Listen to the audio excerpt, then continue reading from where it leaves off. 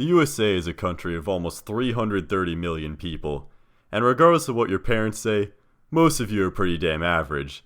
That said, how many of you could actually complete an NFL pass if you were given the starting job for a day?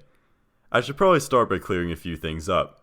I know a forward pass in any capacity counts as a completion, but I'm talking about a pass that actually crosses the line of scrimmage in the air. Stuff like screens, shovel passes, and forward pitches count on the stats as passes, but they're really the fantasy era version of running the ball. Sorry, Alex Smith. It sounds pretty easy in theory, considering you have 60 minutes and you'll need to throw the ball 1 yard downfield. Don't get too cocky though, you cubicle-dwelling, Toyota-driving Starbucks repository. Before you get on roids trying to salvage the career you've always wanted, there's a lot of things you need to consider. First off, the average NFL quarterback has a height of 6'4". The average NFL offensive lineman has a height of 6'5". If you're watching this, your height is probably around the American average of 5'9". Let's do a little math here. If an average guy lines up at QB, he's standing behind dudes that are 8 inches taller than him. Unless you're pioneering the 20-step drop, have fun seeing anything over that line.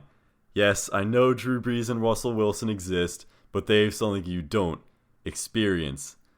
An NFL QB is also much better equipped to take a hit.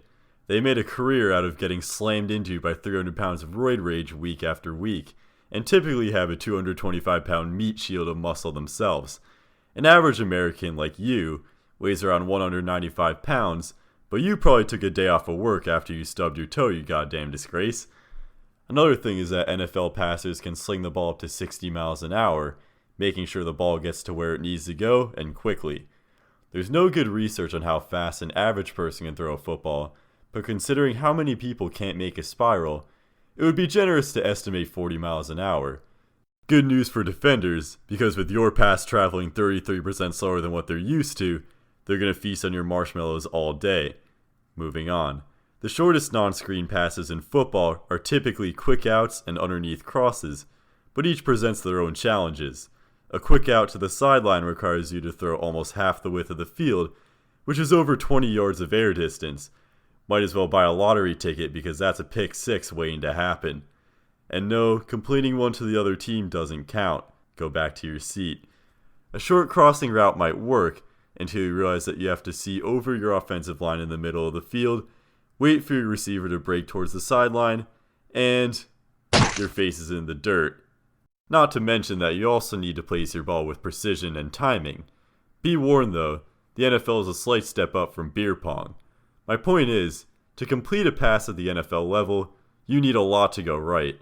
Even the dinkiest of dunks becomes a massive challenge when the physical limitations of the average person are exposed. As a result, I'm going to have to say no. The average person cannot complete a pass if they start an NFL game.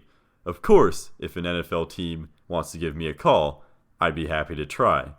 Anyway, this is the Armchair Analyst signing off, hoping that you can finish your theoretical NFL career with more completions than concussions.